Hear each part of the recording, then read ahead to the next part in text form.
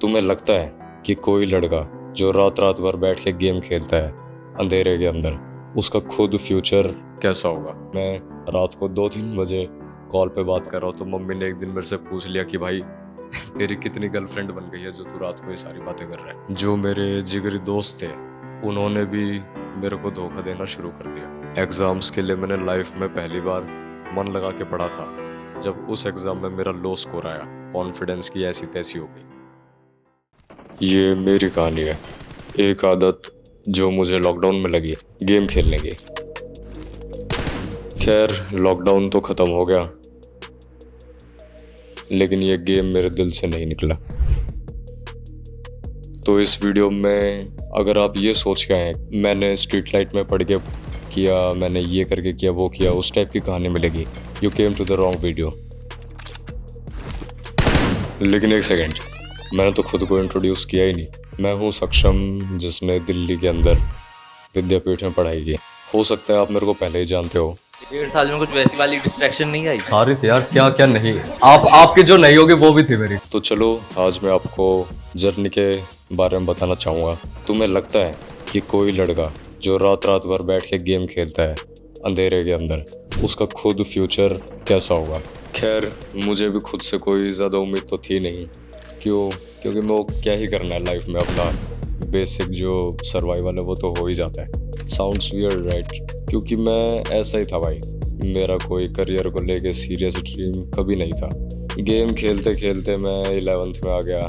Mostly मेरे आसपास के लोगों ने साइंस ली, साइंस में भी PCM मोस्टली बच्चों ने लिया। उसके बाद हम सारे कहीं ना कहीं कोचिंग में आ गए, विद्यापीठ में आ गया। तो मैं अभी भी अपनी वर्चुअल दुनिया में ही मस्त था। लाइफ एकदम बढ़िया चल रही थी, कोई खास प्रेशर नहीं था। अपना गेम खेलते थे, वहाँ पे थोड़ी बहुत पढ़ाई कर लेते थे। पेरेंट्स को ही बताते थे कि देखो 11th मुश्किल होती है, ये है वो है। तो मार्क्स कम भी आए तो भी किसी ने कोई ज़्यादा प्रेशराइज नहीं किया। बट एक दिन ऐसी चीज़ हो गई जिसने मेरा फ्यूचर हमेशा के लिए बदल दिया। भारत सरकार ने PUBG समेत चीन के कुल 118 मोबाइल ऐप बैन कर दिए हैं। एंड अब जो मेरे जिगरी दोस्त थे उन्होंने भी मेरे को धोखा देना शुरू कर दिया। गेम वापस खेलने का मन नहीं करा, लेकिन फिर मैंने नए तरीके ढूंढने शुरू किए कैसे क्या करना होता है। तो उसके अंदर स्क्रोलिंग जो है वो काफ़ी अच्छा ऑप्शन निकल के आ रहा था मेरे लिए। खैर अपना जो काम था वो चलता रहा था, लेकिन उसके पश्चात मेरे हो गए हैं स्टार्ट एग्ज़ाम के लिए मेरे को पढ़ना था ज़रूरी, लेकिन जो गेम था उसने मेरा सारा फोकस ड्रेन कर दिया। मैं आधा घंटा भी एक जगह बैठ के फोकस से नहीं पढ़ पा रहा था। मैं बैठता फिर उठता, टाइम पास करने लग जाता। Obviously, I trained my brain for the cheap source of dopamine for 5 years. ये क्या हो रहा है सक्षम? क्यों टाइम खराब कर रहा है अपना? सारा दिन फोन के ऊपर। अब मुश्किल से तेरे गेम्स बंद हुए हैं तो अब ये शॉर्ट्स के ऊपर स्टार्ट हो गया। ये नई बीमारी और ले ली तूने। सिर्फ और सिर्फ पढ़ाई पे फोकस करनी है और सारी चीजें पेपर होने के बाद। फिर क्या था, अब माँ ने बोला तो करने का, ये सोच के मैंने पढ़ाई शुरू कर दी कि अब बहुत हो गया, अब कुछ करके दिखाना ही पड़ेगा। फिर मैंने कोचिंग जाना स्टार्ट कर दिया, पर मेरे को काफ़ी अनकंफर्टेबल फील होता था क्योंकि बाकी बच्चे जो थे काफ़ी अच्छे से परफॉर्म कर रहे थे, उनको काफ़ी चीज़ें आती थी जो मेरे को बिल्कुल ही नहीं आती थी। पर फिर क्या था, मैंने कहा कि भाई अब तो करना ही पड़ेगा। तो मैंने अपने अंदर की सारी इनसिक्योरिटीज़ को साइड करते हुए बेसिक से बेसिक क्वेश्चन क्लास में पूछना शुरू किए, क्योंकि अल्टीमेटली देखो आपका रिजल्ट ही है जो काम आएगा। वो हंसी, वो मजाक जो बच्चे उड़ा रहे हैं वो एलिमिनेट हो जाएगा, वो कोई याद नहीं रखेगा अगर मैं अच्छे कॉलेज में पहुंच जाता हूँ तो मुझे बस JEE क्लियर करना था। अब बहुत सिंपल सी बात है, मेरे को फर्स्ट डे तो कुछ समझ में नहीं आया, बट आफ्टर सम वीक्स जब मेरे जो एग्ज़ाम्स थे ख़राब गए, मेरे को जब यूँ हो गया कि भाई मेरे पेपर ख़राब जा चुके हैं, जिन एग्ज़ाम्स के लिए मैंने लाइफ में पहली बार मन लगा के पढ़ा था, जब उस एग्ज़ाम में मेरा लो स्कोर आया तब मेरे कॉन्फिडेंस की ऐसी तैसी हो गई। फिर मैं क्लास कंप्लीट करके एक दिन SST रूम में जाता हूँ। मैं गया अपने सबसे बड़े डाउट को क्लियर करने के लिए। सर ने बताया कि भाई कुछ भी हो जाए आपको मॉक्स और AITS मिस नहीं करना। अब ध्यान से सुनो फ्यूचर IITians, केवल मॉक देने से या फिर बहुत ज़्यादा प्रैक्टिस करने से पेपर नहीं निकलेगा।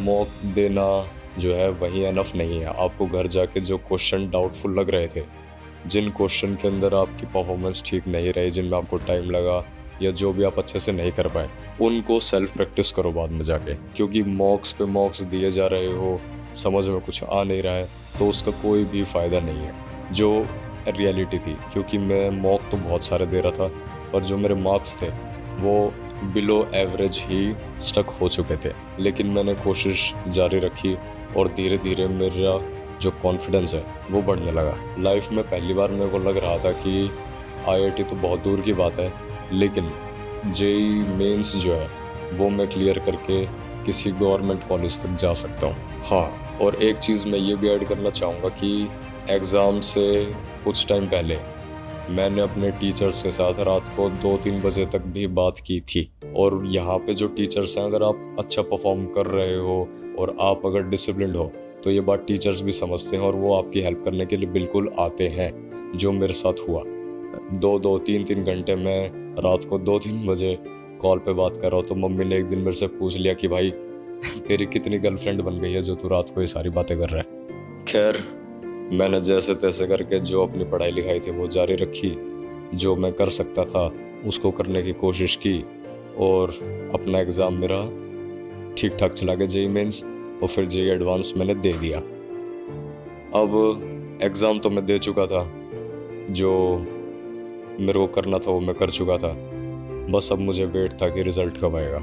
मेरा एग्ज़ाम इतना अच्छा नहीं गया, मेरे को ज़्यादा उम्मीद नहीं थी, तो मैं इधर उधर की चीज़ें देखने लग गया था।